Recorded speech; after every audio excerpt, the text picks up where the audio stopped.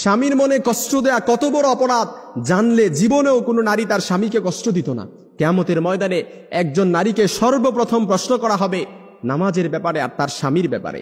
আম্মা জান আয়েশা রাদিয়াল্লাহু তাআলা আনহা বলেন, ইয়া মাশারান নিসা, হে নারী সম্প্রদায়, লাউ তাআলামনা হাক্কা আজওয়াজি কুন্না আলাইকুন্না, তোমরা যদি জানতে তোমাদের কতটা দায়িত্ব স্বামীদের উপর, লাজালাতিল মারআতু মিনকুন্না তামসাহুল গুবার আন কাদামাইহি যাওজিহা বিখাদ্দি ওয়াজহিহা।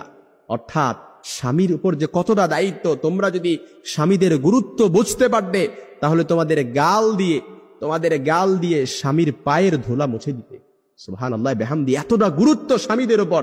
এই জন্য যে স্ত্রী তার স্বামীকে কষ্ট দেয়, যে নারী তার স্বামীকে কষ্ট দেয়, এটা যে কত বড় অপরাধ, এ ব্যাপারে আল্লাহ রাসূল সাল্লাল্লাহু আলাইহি সাল্লামের আরেকটা হাদিস, দুনিয়ায় যখন কোনো নারী তার স্বামীকে কষ্ট দেয়, জান্নাতে হুরেরা তখন সাথে সাথে বলে, তুমি কেন আমার স্বামীকে কষ্ট দিলা?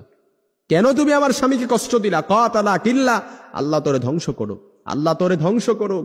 কেন জান্নাতে হুরেরা এমন বলে? কারণ তারা বলে, এই স্বামী যেমন তোমার ঠিক তদ্রূপ এই স্বামী আমাদেরও। কারণ সে দুনিয়া থেকে মৃত্যুবরণ করতে দেরি, জান্নাতে আসতে দেরি, তার জন্য আমাদেরকে অবধারিত করতে আল্লাহ তাআলা দেরি করবে না। এজন্য মনে রাখবেন যে নারীরা তার স্বামীকে কষ্ট দেয়, আপনি তো বোঝেন না, আপনি যে স্বামী পাইছেন এটা একটা হীরার টুকরা পাইছেন। আপনি যে স্বামী পাইছেন এই স্বামীর কদর করতে হবে। আল্লাহ রাসূল বলেন, আল্লাহ ছাড়া কাউকে সিজদা দেওয়ার আদেশ আমি দেই না, তবে আল্লাহ ছাড়া কাউকে সিজদা দেওয়ার আদেশ যদি আমি দিতাম তাহলে প্রত্যেক নারীকে বলতাম স্বামীর পায়ে সিজদায় লুটিয়ে পড়ো। এই কথাগুলো মা বোনদের কাছে পৌঁছায় দেবেন। মা বোনরা হয়তো অনেকে জানে না, এই কথাগুলো পৌঁছায় দিবেন। যে যেইভাবে পারেন এই কথাগুলো তাদের কাছে শেয়ার করবেন, তাদেরকে বলবেন, তাদেরকে বুঝাবেন। কারণ না বুঝে অনেক স্ত্রী তার স্বামীকে কষ্ট দেয়, আর অনেক বেচারা স্বামী সবাই মনে করে যে হয়তো স্বামীরা নারীদের প্রতি, স্ত্রীদের প্রতি নির্যাতন করে।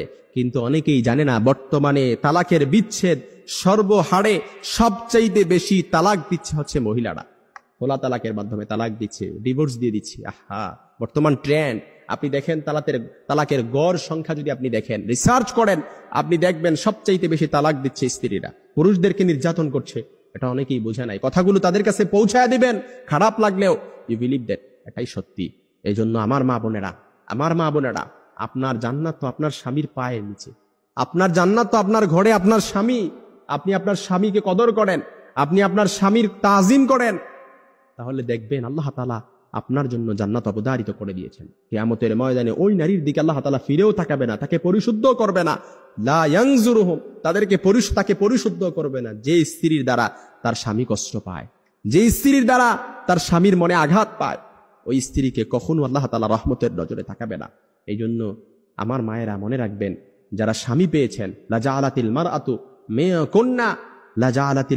মিনকুন্না তামসাহুল গুবার আন কাদামাইহি যাওজিহা বিখাদ্দি ওয়াজহিহা।